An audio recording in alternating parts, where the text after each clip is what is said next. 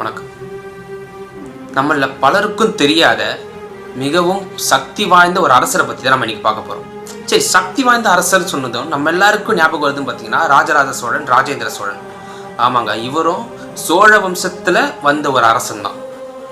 சரி, எப்படி இவரை நீ சக்தி வாய்ந்த அரசன் சொல்கிறேன்னு கேட்டிங்கன்னா, உலகத்திலேயே முதல்ல ராஜசூய யாகம் நடத்திய ஒரு அரசன் பார்த்தீங்கன்னா அது இந்த அரசன் தான். இவருடைய பெயர் பெருநற்கிள்ளி சோழன்.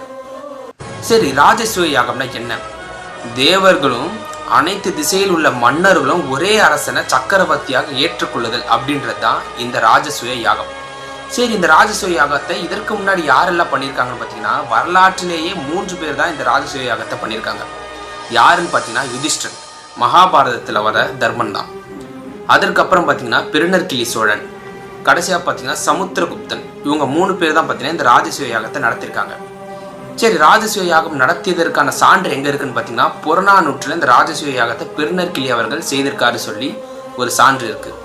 இவர் எத்தனை கிங்டம்ஸை வின் பண்ணியிருக்காருன்னு பார்த்தீங்கன்னா அதற்கான பெரிய பதில் எதுவுமே இல்லை.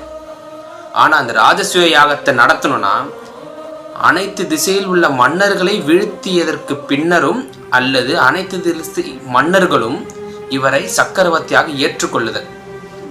அப்போ இவர்கிட்ட எவ்வளோ பெரிய ஒரு போர் படை இருந்திருக்கணும்னு பாருங்க. அதாவது ராஜராஜ சோழன், ராஜேந்திர சோழனுக்கு எல்லாம் முன்னாடி இந்தியாவை ஆட்சி செய்த ஒரு மிகப்பெரிய தமிழ் மன்னன்னா பார்த்தீங்கன்னா அது இந்த பெருநற்கிள்ளி சோழனா கூட இருந்திருக்கலாம். இப்படி இன்னும் பல அறியப்படாத ஒரு சில மன்னர்களை பற்றி நம்ம இதற்கப்புறம் வர வீடியோஸில் பார்க்கலாம். நன்றி.